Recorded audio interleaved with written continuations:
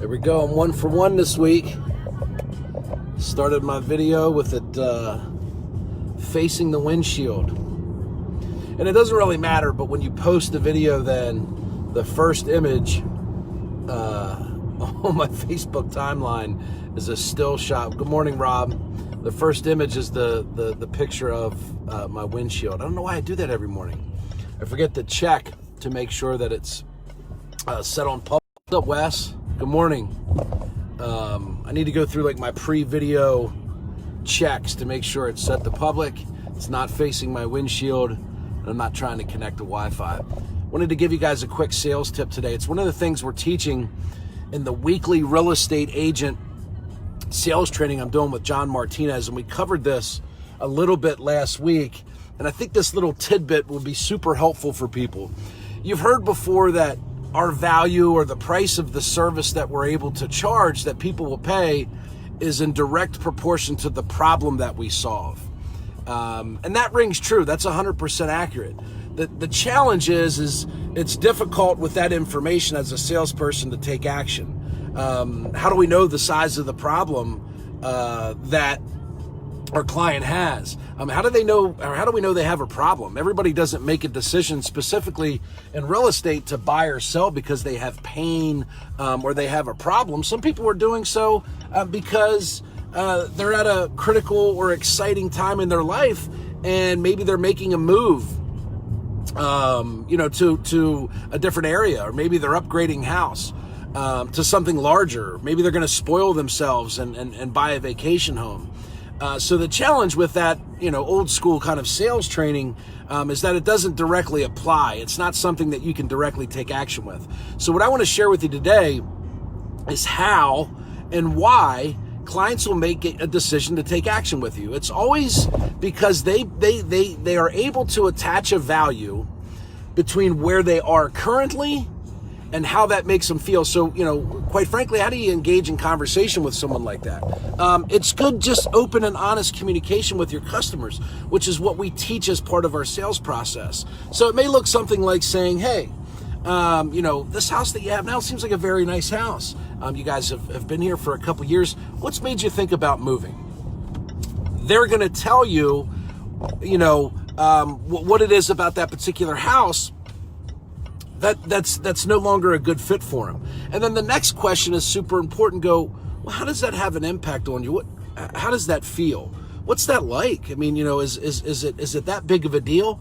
And they're going to say, we're unable to do things. Our two kids have to share a room, which is, not ideal. They're different ages. They're going to share all that information with you. And then the next questions or part of the conversation you need to have with somebody is, what's your picture perfect situation look like? If you were able to sell this home that's a little bit too small for you, and you were able to get the kids some separate space for themselves so they could, relax and be themselves, what would that look like? They're going to say, well, I'd love to have a 4-bedroom house if we had 2 baths, blah, blah, blah. And then the next question or conversation you would have with them would sound something like, that's really awesome. It sounds like you guys have put a good bit of thought into this. If you were able to get that 4-bedroom house to allow you to get some more space, how would that impact you? What would that be like? And they're going to say, man, it would be really awesome. The kids are constantly at each other's throats. I'm always, breaking up fights between my 2 teenagers.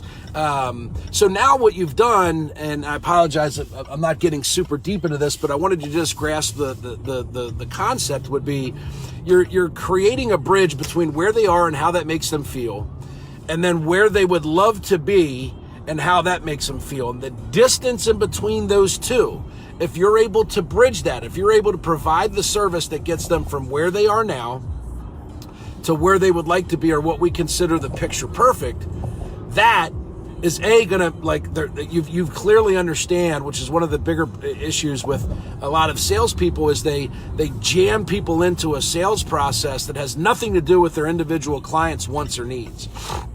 And you may start showing them inventory that doesn't fit what they're looking for. It doesn't bridge the gap.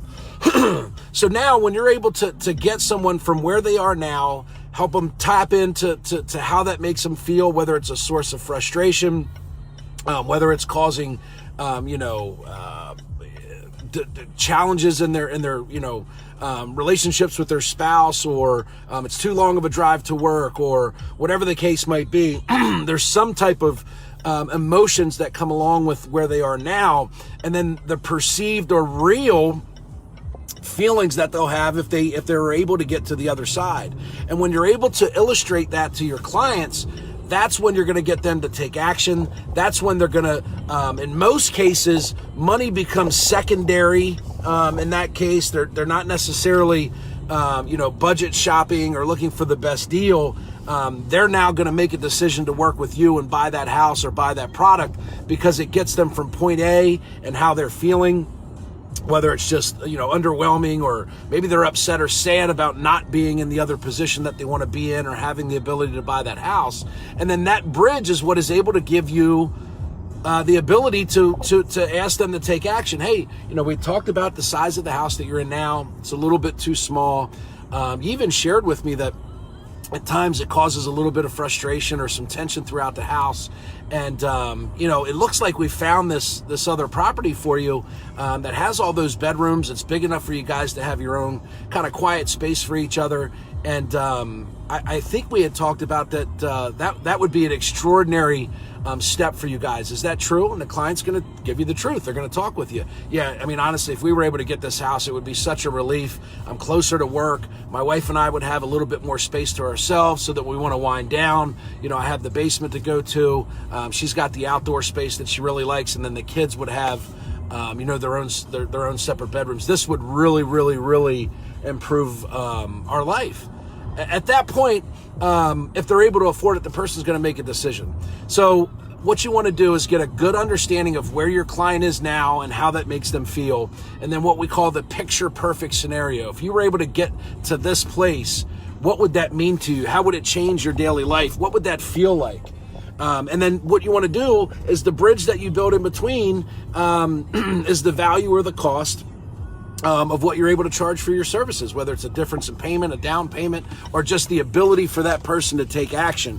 They're willing to cross that bridge because they know what's on the other side, and they're willing to pay a price for it.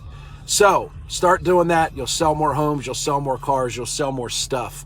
And your client will appreciate you because you're having good, open, and honest communication with them, and you understand what their wants and needs are. Everybody have a good day.